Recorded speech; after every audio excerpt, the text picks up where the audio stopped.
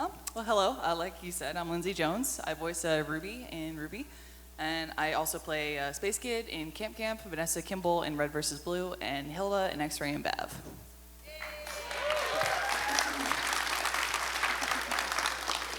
I'm Josh Grelle. I play Tyrion in RWBY, and I also I'm Armin Arlert in Attack on Titan, Yuri and Yuri on Ice, Sadao Mao and The Devil's a Part-Timer, and a whole bunch of other fun folk.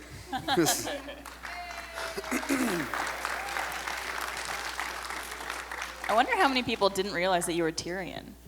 I know. No, you It's sound like, so wait, different what? normally. I'm Barbara Dunkelman. I play Yang in RWBY and a couple. Thank you. No. And a couple other characters like Jensen in Red vs. Blue, Neris in Camp Camp, Cosmos in Fairy Tale, and Orf in X-Ray and Vav, the late great X-Ray and Vav. Never forget. Rest in peace. Pour one out for a homie. I know. So, you guys this weekend, like, for fan engagement, how has it been for you guys? Like, you guys have been nuts packed. I walk by your lines, it's nonstop for you guys. Oh, it's amazing. And this is our first Florida Supercon. I don't know about Josh, but Yeah. we're overwhelmed. And seriously, thank you from the bottom of our hearts for coming out and seeing us. We absolutely will be coming back. Yeah, for sure. Awesome. Ditto. Oh, it's crazy because I actually got to host with I got to do a panel with Josh earlier this week, and man, like the fans that love your shows, all three of your shows, it's insane. Like they're the most dedicated, like knowledgeable fan base Passionate, in all of Florida. like- It's nuts. Like I've done conventions all over, but you guys really love your RWBY, Yuri. I mean, all the shows. Hell yeah. Awesome. Anime, I believe, yeah? So, I mean, so do you guys have to travel a lot and do this, or like, do you guys coming across each other all the time for conventions, or? No, actually, this is the first time that we've really come to a convention with Josh, especially. Yeah. We saw each other at Fan Expo Dallas for the first time, and that was extra funny because we were introduced and we said, "Oh, this guy's so nice and friendly." He's like, "I play Tyrion." We're like, "What?" I'm sorry, what? You called me mean things. I did. Which apparently you've been asked to write on a lot of people's stuff when you're signing stuff for RWBY. Yes, that's weird. Like that was a little awkward. It's like, please tell her I didn't. This was not my idea. I just said I would countersign and be like, "I heard that" on the same page. Yeah, it was weird too because like I mean I didn't realize it would be such a big deal for Tyrion to have like the first curse word in RWBY, but like I've actually had people like on an interview too, were just like, what was it like being the first person to curse in RWBY? I was like, honored? Like, Groundbreaking. yeah, seriously, broke the mold, changed my life, my career took a different path. You're a different person now. Yeah. But yeah, we actually have been doing a lot more cons recently and traveling together a lot, especially the four RWBY girls. We're trying to go to a lot of different cons together. But yeah, it's cool seeing like our fellow voice actors like Josh and Vic and everybody at all these cons, and it's like a little RWBY family. It is pretty cool. It's very sweet. That you're all a part of too. No, and I figure it's cool too because obviously, like you guys, obviously, like, you know, interact on the show, but then at the same time, you guys don't really see each other because you guys obviously stagger how you do your recording. So, do you find that even in conversation, obviously, on what you guys do for your work, and you have these conversations that flows, does it work the same in person? Is that the same kind of like, oh wow, like this is just like talking to you? A little bit, and I think that's kind of the beauty of RWBY is it seems like everybody who works on it is so down to earth and passionate about the show too that it really doesn't feel professional when we meet each other. It's like you're hanging out with friends again, long lost friends that you haven't seen for a little bit. It's like I feel like all three of us, you know, like we've been geeking out about just how much we were into Rooster Teeth before we ever became a part of Rooster Teeth growing up, and like just been geeking out about stuff. So yeah, we're geeks that landed a really cool job. Yeah, and it's cool to meet other voice actors at conventions we go to, and then being like, how do I get on RWBY? How do I get into this? And it's like, oh, we're the cool kids now, huh? Well, especially Here's again my for card. for people like us too. We were talking about a lot of voice actors here that we used to watch and look up to, and now I'm like, oh, you want to act with us? That's really cool. Okay. No big deal. I always thought it was cool when like your idols become your peers. That's a very like surreal moment when you're Yeah, like, oh absolutely. wow, like hey, I've been watching you since I was 5. And it's now... crazy because like I'm a huge Attack on Titan fan, and when I found out that you're Armin, I'm like, oh, yes, a little boy. No, for me too. Like that was like I wasn't really that well versed in anime, and that's the first anime I ever actually like got into. I was like, Me too. Oh my god, this is so violent. This is the best show ever. And I'm like, oh, it's Armin. I'm like, all right, Also, Badass. like, I can't think of two more opposite characters than Tyrion and Armin. Armin. Like, Right? that is No. some serious skill. What we don't know is that Armin is actually evil as hell. Oh yeah, he's the mastermind. You like having that kind of scale, like for like one on one extreme, one on the other? Oh my God, yeah. Like the opportunity to let all the crazy voices in my head come out. It's pretty fun. What you're saying too, the best part about doing villains is that you get to be an asshole. You know, for Yeah. lack of a better term. And then the second second you leave, swear in I know. Ruby. The second you leave, though, people are like, oh hey Josh, what's going on? Like super nice guy. It's like no repercussions. I can be as mean as I want to as a villain. There's no rules. Yeah, it's fun. And yeah, it's being let loose on the playground after class. Like it's like I'm free. Also, like, the best goddamn evil laugh I've ever heard. Oh, thank Oh, you. yeah. My gosh. Anything that what? All right, here we go. All right. I have to hold the microphone away. Yeah. All right. Freak me out. Eye for an eye.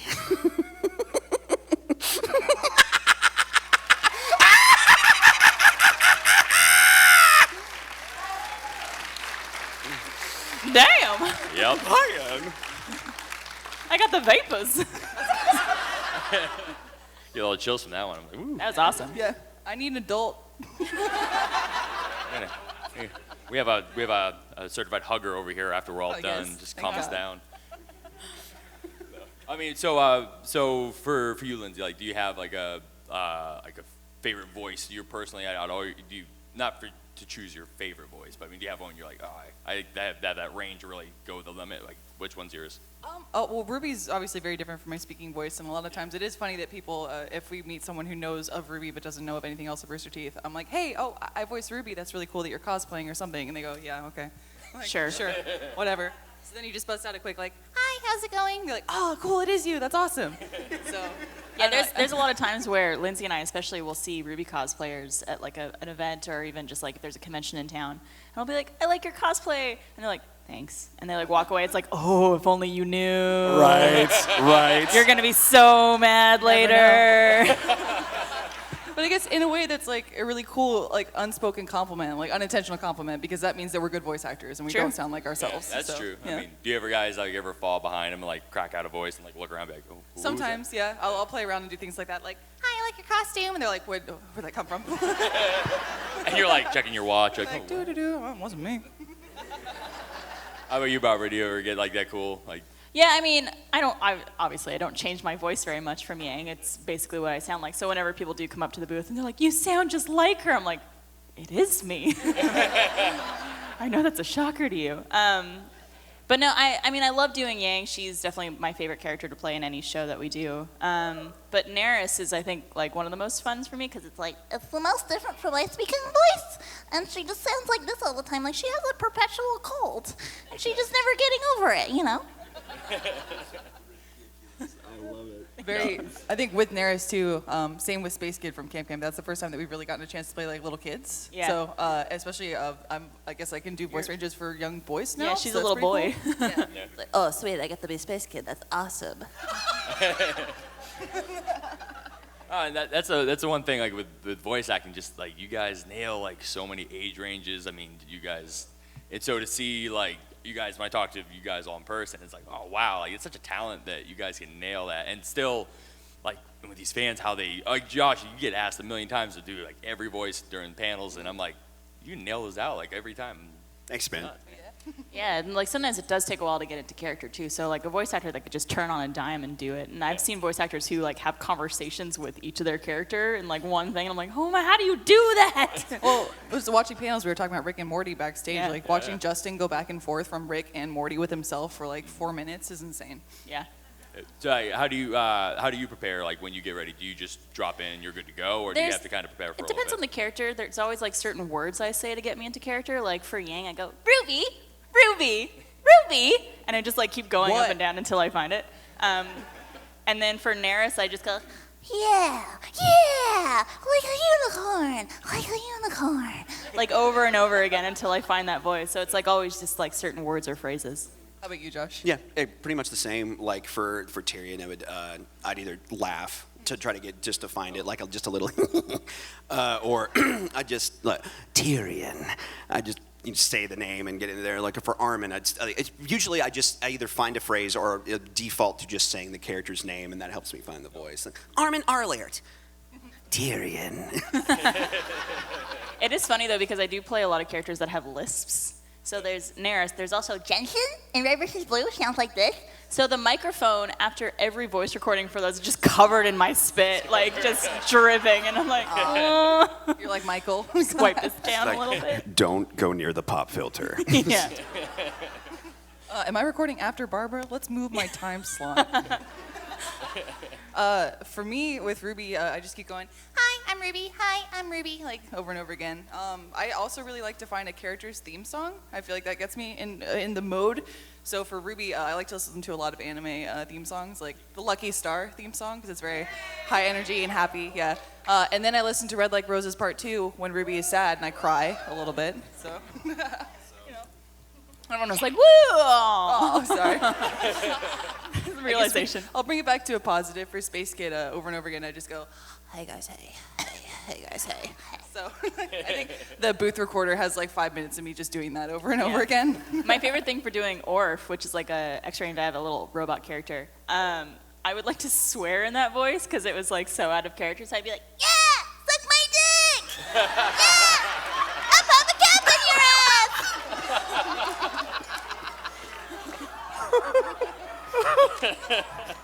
So there's a lot of outtakes somewhere hidden away at Rooster Teeth.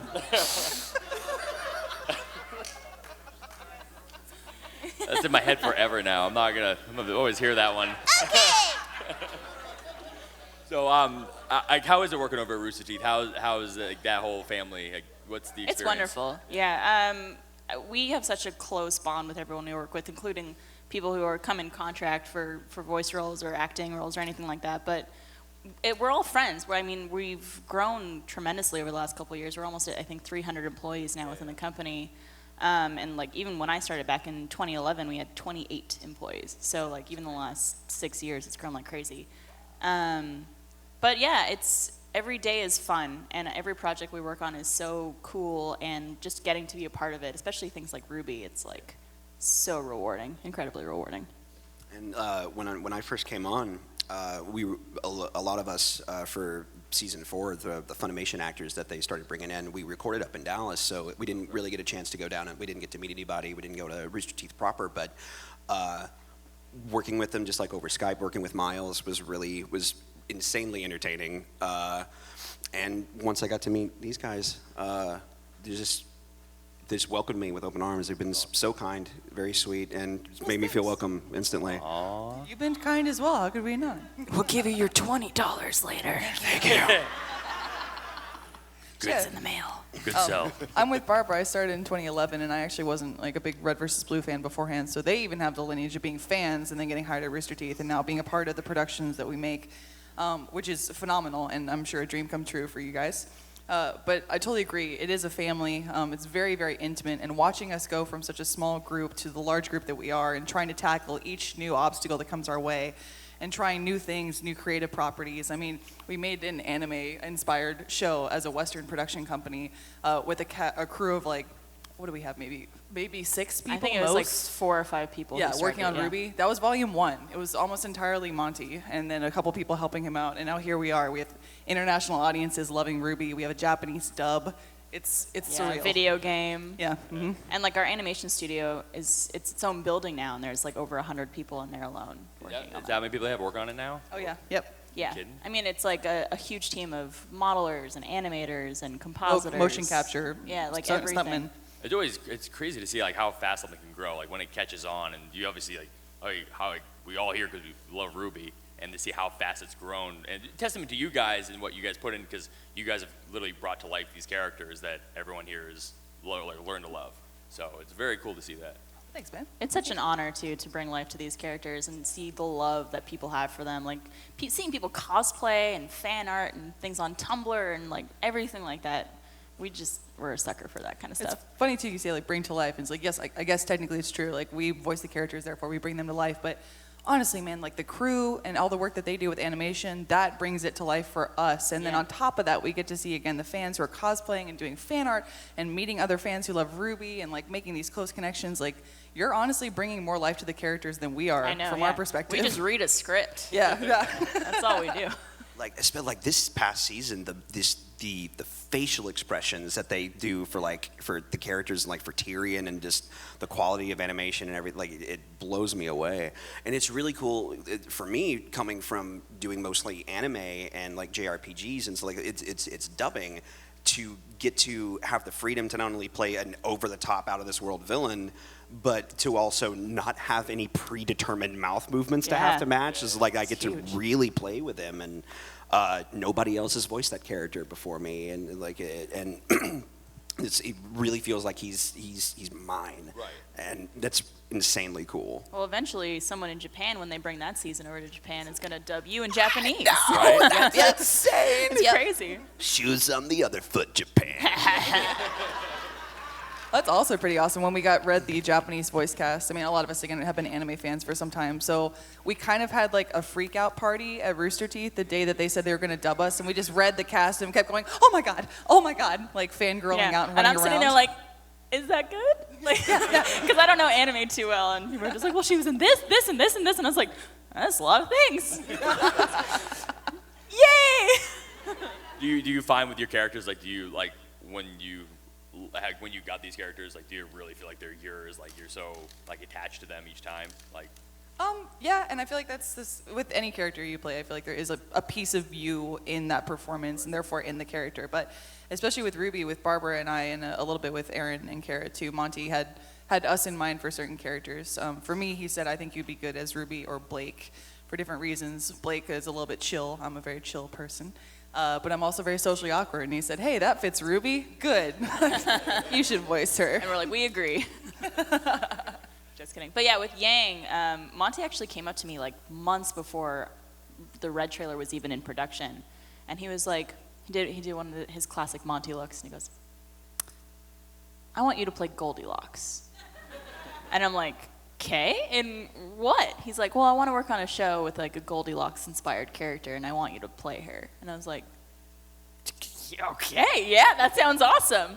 And he was like, we would talk a lot about developing the character and what kind of personality traits she had, and he was like basing a lot of that off of me as a person. So it's absolutely like a huge connection between me and her. Yeah, she's my baby. Yeah, she's my anime waifu. That's like one of the beauties of Monty as a creative figure too, is like not only did he really want to get in touch with us and figure out what we wanted to bring to the characters, and then vice versa, and kind of work off of each other. He had seasons and seasons and seasons of the show planned out, like pretty much the entire freaking show, the whole narrative arc he had planned before anything had been made. So he pulled aside like me and Barbara, and he was like, I want to make this show called RWBY. And then we sat there with him for like hours, and he would go. I think it was like 3 hours yeah, that night. And he just told us about the entire show, and we're like, that's awesome. We should make it first. Yeah. But he knew how big this was going to be, or you know how exciting this was going to be for everybody. So it'd be really awesome to see this. And we did not realize. No, we had no idea. We were honestly a little concerned because we'd never done anything like this, and we thought maybe the fan base would hate it, and especially people from Japan might not like it. But yeah, they love it. So yeah, we did it. We're with the cool kids table, guys. And obviously, like, as much as the fan response has been for the show, I mean, do you find that like when the fans come to you and they're like, how much it affects them? Is that like a thing that comes across a lot of the time? Like, ooh, these characters have changed my life, or helped me out through a dark time. We're very fortunate that happens a lot, and we have a very positive effect on a lot of people's lives. And we say this all the time. A lot of people will come up to us and say like, oh, I was going through depression or anxiety, or I was going through a really rough time in my life, and watching RWBY really helped me, and your characters helped me. And we're very honored that we're part of someone's healing, but you guys are the strong ones to be able to get yourself through that. So like the fact that we could help is wonderful, and we're so thankful for that, but like don't give us all the credit. It's you guys. And again, going back on the opposite side of the coin too, I feel like moments like that, again, inspire us to continue doing work and really makes this meaningful. It's honestly not just a job for us. Like, wow, we're actually making connections with people and helping them in the same way that, you know, characters that we watched helped us get through things growing up. Yeah, someone posted a picture yesterday on Twitter. We took a group picture with a bunch of cosplayers here, and there was a little girl dressed as RWBY. It was like adorable, and she had this like giant smile on her face. And someone compared that to the picture of a little girl dressed as Wonder Woman meeting Gal Gadot. Yeah. And it was just like, you're this kid's Wonder Woman, and it's like, oh my God, I wasn't crying already, but now I am. Like, Yeah. hold it together. I'm cool. The vapors. Do you have for the show? Do you have like a for either happiest moment like on the show for yourself? Do you have like that one moment where it's like when you're doing this and you're doing your reader, you're like, oh, this is the coolest thing I've ever done. Well, I'm interested to hear from Josh on that because you've done much more voice acting. We were actually talking about like our first roles last night. We hung out and it was awesome. For RWBY in Volume 1, Episode 8, there's a scene where they're running through the forest together, and that's the first time you really get to see Team Juniper and Team RWBY interact with each other. And It's a Nevermore fight. yeah, I was gonna say a little bit spoilers. Very sorry for anyone who hasn't seen it, but I hope you have. It's only Episode 8 Vic. of Volume 1. Vic Mignogna. Hey. Welcome. Nah. Vic, you get the We you have get a the big adult boy chair. chair. It was a big night. I used to be able to handle my vodka. Not so much anymore. I'm so sorry I'm late. I got my times mixed up. But I love you, and I'm so glad to be here. Thank you for coming. I was just gonna ask if someone left a window closed and you kept hitting it over and over again when you're trying to come in. That the was the damn windows. funniest thing I've ever seen. I loved it. That Oh was my such an gosh, I entrance. saw that at RTX just a couple of weeks ago, and the chibi, oh my gosh, RWBY chibi's the best. The best. It's cute. Goodness. When I was talking to the producers, I was like, does he need to have any different voice? I mean, should he be different? And they're like, no, we really think it'll be funny if he's chibi and he still sounds like that. So, Cute rasp. Goodness. da-da-da, when he finally gets through, I love it. Oh my God. So Sorry. we were just answering a question about our favorite moments to record. I Yes. think was in yeah. the show, right? Sorry, I was saying Yeah. Volume 1, Episode 8. Again, that's the first time you get to see Team RWBY and Team Juniper interact. There's an awesome, huge fight sequence.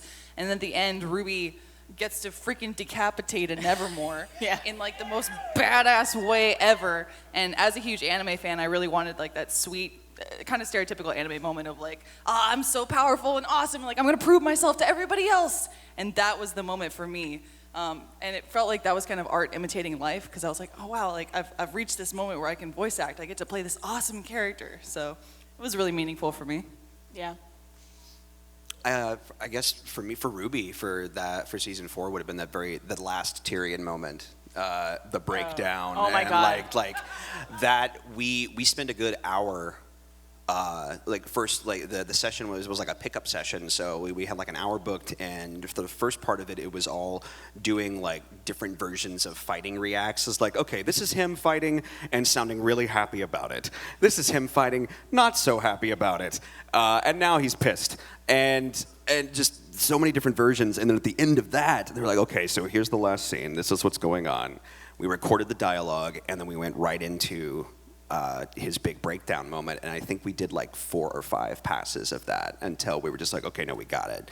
And it was grueling, it was tough. I couldn't talk for 2 days afterwards, but I was so freaking proud of how that, once it was animated, it was like, that was so cool. It was haunting. Like, I think that's like the best word for it, just haunting.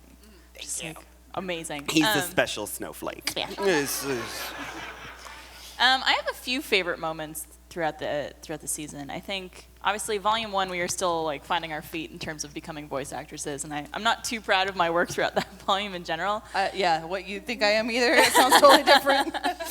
But I think some of my favorite scenes to record, Volume 3, the end of Volume 3, that scene with Yang and RWBY where Yang is obviously very defeated, and they have that very emotional scene where she just like doesn't care anymore, and it's like that was really challenging for me, but I think because of that was super fun. And then also the scene where Yang finds Blake and Adam and then like runs in there and you know what happens. That scene was also very fun to record because of what I knew it was happening, and they were just like, all right, we need your biggest scream ever. And I'm like, okay, I'm going to be done for the rest of the day. So it was like the very last thing we recorded that day. And yeah, sure enough, I didn't have a voice for like 3 days. Yup. After one scream.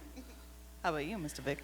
My favorite was the scene where Qrow meets a girl in the bar, Which one? and you know what happens, right? No, actually, that never happened. That was in my little fan fiction I wrote. I don't think. I wonder if, like, in the canon of the show that never actually happened, Qrow just likes to talk a lot of game. Yeah, you know, and I seem to play a lot of those characters. They talk a lot of game, and they're just losers, really, when it comes down to it. Soul Eater, do I need to say any more? But you know what? I got to tell you, my favorite experience just happened 2 weeks ago. Up to this point, up to RTX, I record all of my lines at my studio in Los Angeles, in my home, which means there are none of the producers or directors, none of the other awesome actors. I'm just alone. I have no direction. It's completely in a vacuum. And I'll record like 3 versions of every line because you're not really sure. You know, you want to give them some options, right? Like if this guy right here in the front row, like if I'm supposed to, if the line is, "What are you doing here?" and I see him walk in, I go, "What are you doing here?" Right? But what if he's a friend? "What are you doing here?" Right? Or what if he just walked in the door 100 feet away? "What are you doing here?" Right? I mean, there are multiple ways that even the smallest of line could need to be read. And I don't necessarily know what the directors are thinking, and they're not there. So I've had to do that all the way through Volume 5 alone without that privilege. But 2 weeks ago, right after RTX, I stayed an extra day in Austin and got to go over to Rooster Teeth's facility. Amazing, beautiful facility. I want to move there. I've built a little hamster home in the corner, and I'm going to move there. But and I got the chance to record all of Volume 5 with them and getting feedback from them. And that was my favorite thing to record, was working with the actual people that are writing it and giving them exactly what they wanted. First time. So, Nice. not third time or fourth time. I also like it's like you have no direction or no one directing you, but you still nail it like so good. Pretty much, yeah. I know no there's big been deal. many times where Miles and Carrie are like, "Yeah, we did one take." We're like, "So we got it, right? Yeah, that's it. Okay, wrap it up." That's what they said with Jen Taylor, who plays Cortana. She plays Salem, and in the first volume, she did that big, huge opening monologue. And they said that like they got that from her. I think they were Skyping with her, and she like nailed it on the first try. And they were just like, I guess one more for safety? Like, it was just like perfect. Did y'all see the Salem cosplayer walking around this Yes. weekend? It was like, "Goddess!" It's just Madame. See this bottle of water? It's not water. Nobody touch Uncle Crow's bottle. And bottle is not a euphemism. Gross! I know, Uncle it's too Qrow. early. It's Sunday morning and too early. Sorry, God. Sorry, that was bad joke. Goodness. I feel like if anything, Ruby would be like, "What's he talking about?" Yang, explain it to me. I'll tell you when you're older. Don't you influence her. She's such a good kid. Sure, Q&A. Sure. All right, so if you guys, anybody who has a question, you can line up here, and we'll take the questions for you guys. Is that a lonely little mic stand I see in the middle? With no mic. It is truly a lonely great. mic stand. What a tease. All right. Now we can get a microphone. Vic is kind enough to loan his microphone for this. All right.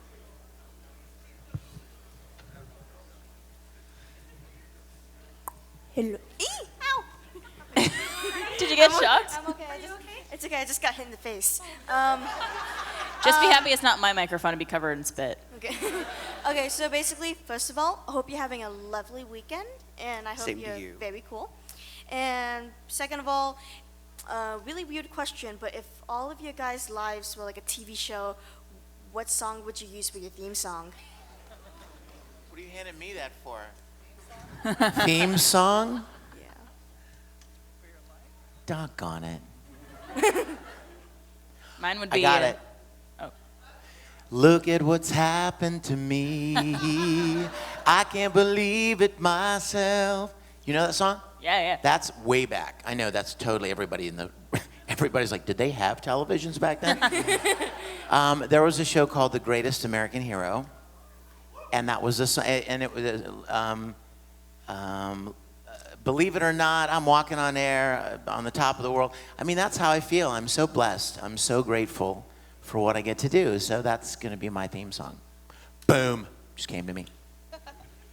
For me, well, as we've said before, I'm very socially awkward, and I accept that part of myself. So I feel like Me I too. would make my own theme music, much like a Kronk in Emperor's New Groove. Yeah. So a lot of my life is going down the hall, going da da da da da da da, going to work. Okay. I love that song. I would like my theme music to be the opening to Star Trek: The Next Generation. This is Nice. Nice. I'd like to change my answer.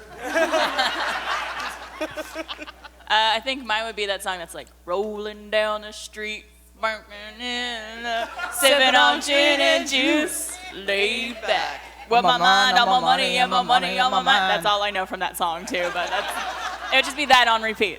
Oh my God, that's amazing. That's just me in a nutshell, Vic. I'd like to change my answer again. Okay, thank you. Hi, I'm Isabella, and Barb, would you say that you have an armful of puns? No, I would not say that. Security! I'm kidding, my friend dared me. I just wanted to ask, what's your favorite part about each of your RWBY characters? I think for Tyrion, kind of what I was, I talk for a living. Me too. Kind of what I touched on earlier, that with villains there are no rules generally, especially with a villain like Tyrion. Like, I mean, if you're playing more of a straight-laced villain, like, you know, real world type of villain, where, you know, what they're doing, you know, they don't see themselves as the villain. They see themselves as doing something righteous and good, and like, this is for the good of everyone. But with just psychopaths, like just purely unhinged individuals, there are no rules, and it really is just kind of like being let loose on a playground and being like, oh, I could try this, and like really getting to explore that character. And I had an absolute blast with him. I love that dude. Yeah. I think my favorite thing about Yang is just her like insane amount of love she has for the people in her life, and how much she would do for them, and how far she would go. Like, she risks everything just to, you know, protect the people that she loves, and I really respect that kind of trait about people. And her tits. That's my second favorite part. I need to watch this show more. Wait, is that you? I love the fact that, well, I love the character design. I love you know, when I started, I didn't even see what he looked like. When I started recording, I didn't know what Qrow looked like. That's crazy. And I think they may have even still been kind of in developmental stages of what the final look. Yeah. And when they finally sent me some drawings and designs of the character, I was like, oh my gosh, he's awesome. And I really like that I get to use the voice that I get to use. Because, you know, when you do a lot of younger hero-type voices, and my voice is typically not like Qrow's, so I'm sure all voice actors will tell you, it's always fun to do a voice that's not just yours, that's not typically yours, that you're not immediately recognized for. And Qrow is one of those.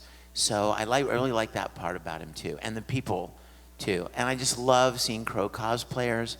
I have this thing on Twitter where anytime I see a Qrow cosplayer, I'll tweet him from whatever event I'm at. So I'm just really thrilled to be a small part of it with all these great people. Oh. Thanks, Uncle Qrow. And his tits, right? And his tits. Yeah. I was gonna say, he's like, that is my niece you're talking about, please. You leave my niece alone. But my favorite part about being RWBY, or any character that you play as an actor, it's just so awesome to kind of forget about who you are for a little bit and turn off any social filters. So the second you step into the booth, it's like Lindsay doesn't exist, which is nice. So I just get to be RWBY for a little bit. That's so sad. Goodbye. I was like, what do you like yourself, Lindsay? Sorry. Michael cries a little bit every time I record because I disappear.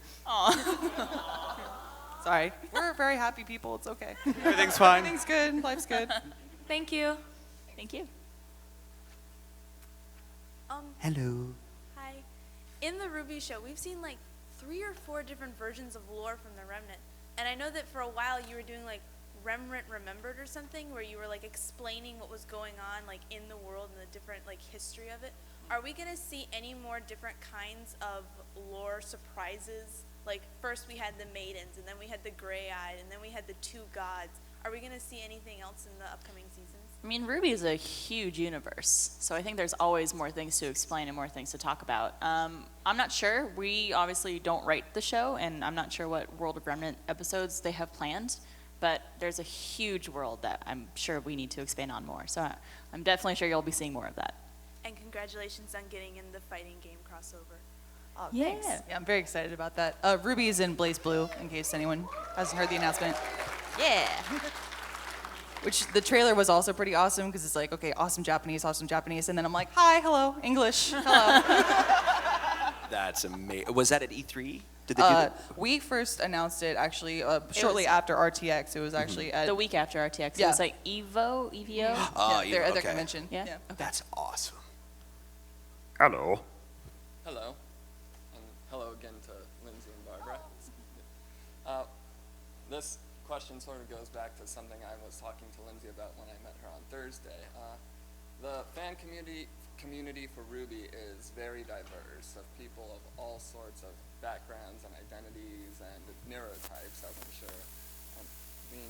And Lindsay knows that just how much I gushed to her on Thursday about how I connected with the character due to my identity. And so what is that feeling you get when people come up to you and say that they not only just love the characters, but there's this identity that they saw within the character that just instantly caused them to latch on to them? Well, like we had said before, actually, when we spoke in person, and we kind of touched base on it here earlier, it's like, it's surreal. It's insane that people connect to these characters that we play and have these deep connections to, not even just, hey, I really enjoy this character, but wow, this really helped shape this moment in my life, or even just kind of like shaped who I am as a person, or helped me discover more about myself. And again, we've been doing the same thing that you guys were doing. We were watching shows with other voice actors and went, wow, I really like this character. This helped me get through this moment in my life. And to be on the opposite end of the spectrum is the most rewarding experience that we could ask for. So, thank you, honestly. Yeah, and I think, I'm guilty of it sometimes, of having imposter syndrome, I think, where I feel very undeserving of that kind of love, because it's like I am literally just going into a booth and acting out this character in front of a microphone, and it's like all these people have these like emotional connections to this thing and are thanking me as a person for this, and it's like I'd feel undeserving of that love sometimes, but like I still try to take it in as best I can. And I mean, kind of like what you mentioned earlier, like you come up and people will thank you for your performance of the character, or just thank you for the character himself, when really you should be thanking yourself, because the character just kind of helped you realize something awesome about yourself, like that was already there, and like that's on you. Yeah, absolutely. It's beyond humbling. It really is. I'm the old one on stage here. I mean, I've been doing this a long time, and I still remember, the first time 10, 12, 13 years ago when someone came up and just poured out their heart about a character that I'd played. And up to that point, I really hadn't had that experience, and I didn't even realize that what we were doing meant so much to people. Some people take it as entertainment. Some people take it as real energy to move forward and to get through something difficult. And when I first realized that was something that we had been given the privilege to do, I was so humbled by it, because we're no different than you are. I mean, you catch us on good days and bad days just like you, highs and lows and failures and successes and heartbreaks and triumphs, but it is a humbling privilege to get to be a part of something that means something to so many others. And you know what's really cool is, I don't know about you guys, we don't make a ton of money. I hope you don't mind me telling them that. We don't get paid a lot of money. Anime, stuff like that, voice acting does not pay a ton of money. Unless you're freaking Homer Simpson, you know what I mean? If you're on Family Guy, or you make some good change. But anime voice actors don't make a lot of money. But I want to tell you something. As God is my witness, I would not trade the interaction that we have with you and the privilege to play characters that make a difference in people's lives. I wouldn't trade that for all the money in the world, because that's priceless. You're going to learn something from anime. It's going to grow you in some way. And then you may get married and have children, and you may raise your children differently because of something that grew you and changed you at a particular crossroads in your life. And that's going to play out through your kids and your family and your friends. They're like ripples in a pond. So to realize that these little teeny things that seem kind of such a little moment where you go into the booth and you record, to realize that they could potentially encourage people and help people and move out for years to come is priceless. And it's humbling. Yes. And I didn't mean to talk so long. Oh, it was beautiful. Great answer. Thank you guys so much. I'm like, I feel like I'm gonna cry right now. Thank you. No need, man. Thank you for your question. Thank you. Thank you. That was very beautiful. I just want to lighten the mood and maybe ask, what kind of music do you guys listen to? Like what bands, what artists, maybe what genres? Rolling down the street. I'm just kidding. I like almost all music, which I know is a cop-out to say. The only types of music I'm not a huge fan of are heavy metal, like screamo, just because I can't like sing along to that very easily. And then I know I live in Texas. I don't like country music very much. Thank you. I'm sorry. Yes. I'm sorry. I really like 80s and 70s and 80s music, a lot of classic rock. I like a lot of like old music too, like Ella Fitzgerald and Sam Cooke and Chet Baker. Like all those artists are like some of my favorites of all time. Beatles, Billy Joel. I can keep going on and on and on. Yeah, very eclectic as well, except for country.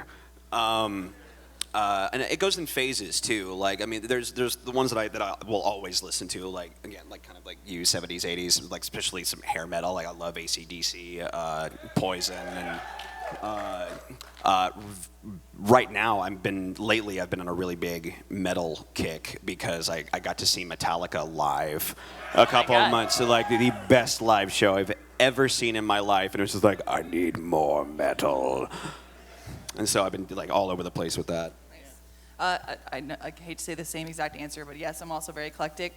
Not a huge country fan, although I will listen to as much Johnny Cash and Willie Nelson as possible, because I'm a Texan at heart. Other than that, lately I've been listening to a lot of Brooke Candy, or a lot of, it's kind of like pop, a new genre of pop, I guess. So I'm always trying to find like related videos on YouTube and just kind of let them run and hear new songs that I haven't heard before. And that's why I also love like Pandora and Slacker Radio. I like listening to new things and going, oh, that's cool. I've never heard of this artist before. Let me get everything that they've made. Discover Weekly on Spotify is like my favorite thing. Anything by Counting Crows. One. Actually, you guys probably, a lot of you know that I write and produce music professionally. I've been singing and producing records for a long time. 80s, love the 80s. I love songwriters. Billy Joel, Barry Manilow, Elton John, people that wrote their own material and sung it. I'm kind of an adult contemporary, kind of a soft rock, but then, get into Journey, Foreigner, and the bands back in those days. Oh my gosh, yeah. And you know what else I love? I love motion picture soundtracks. I love movie soundtracks. I love it. There was a station that used to be on Sirius XM called Cinemagic, and it was nothing but motion picture soundtracks. Didn't they loved play it. a lot of And stuff then it like was- Two Steps from Hell and like E.S. Posthumous it and stuff like that too? was amazing. And they would play a clip from the movie, like dialogue, clip from the movie, and then they would go into music from that film. So cool. And then it disappeared, and I don't know why they got rid of it. But love that. Love that. Thank you. Thank you. What is your favorite movie soundtrack? Now I gotta know. Oh my God. Oh, I don't even know that I could pick one. I mean,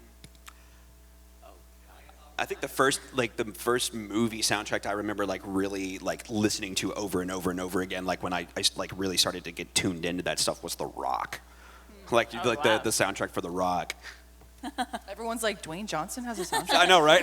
Did you smell what, it? He was what does cooking. that man not have? These. I used to collect them, and I'm talking LPs, bro. I'm like, literally, I used to collect vinyl LPs when I was a little boy.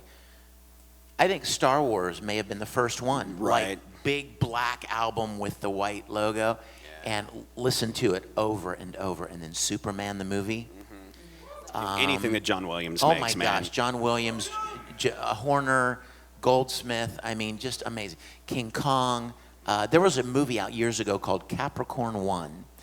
It was based on the idea that they faked the moon landing. But the music was so great. I love orchestral stuff. And even back to classical, like really, finely played, created, impressive music that, you sit down on the piano, but like that kind of music requires real, expertise to play and execute. For sure. We were talking earlier about like soundtracks that motivate our character performance, and I will say, like for Kimball in Red vs. Blue, I will sit at my desk for a few minutes and watch the opening scene from Gladiator over and over again because I love that soundtrack. It's great. I get laughed at work about it, but whatever. Whatever works, right? Thanks, Hans. Hello. Hello. Just one quick question. When you guys make a new character, make a new voice for it, how do you decide what that character sounds like? It's a combination of things. Yeah. You'll draw from, occasionally in anime, you'll draw from the original Japanese, if the Japanese want it to sound like the original guy. In a lot of the big shows, like Naruto or Titan or Full Metal, literally the studio would collect voice auditions and just send them off to Japan, because the Japanese basically said, we want to decide who plays these characters, because it's important to them that they sound like the originals. But a lot of other shows, they're like, whatever you think is fine. And the director and you and the character design, what he looks like, what does he conjure up in your mind, when you look at him and take in his physical characteristics. Yeah. We often get like pictures of like sketches of what the characters look like, and then a couple character traits like age and like if they're boisterous or if they're like this and that, and then you do a couple voices in your head and try to figure out what kind of character audition you want to do for that. And sometimes like whatever you do, they'll be like, actually, let's try that for this character that we have written, and then it just kind of works out that way. That actually happened for X-Ray and Vav. I came in to audition for the little girl in that show, and I think the line was like, Kitty! Or something. The cat's name was Tiddlywinks. It was Tiddlywinks, you're safe. Tiddlywinks, you're safe. And then Lindsay was like, actually, try that for the robot we have. And I was like, all right. And that's how I ended up with Orf. With a lot of auditions too, and I'm sure you guys have seen the same thing, they'll sometimes give you a voice range also. So they say, okay, this character's like medium range. You go, okay, so don't do anything high pitched or super low. It's kind of like a normal speaking voice. So that goes well along with the character traits or even some key moments in the show. They'll give you those to say, okay, this is kind of the emotional journey they have. And then you think, okay, I kind of had the sound of the voice now, and I kind of have what they're going through, so I can figure out how they would read these lines. And then you throw in a bit of yourself. Like we've talked about how with every character you play, there is a piece of you in the performance. So you kind of have to combine all three of those and get an idea in your head of what you want the character to be.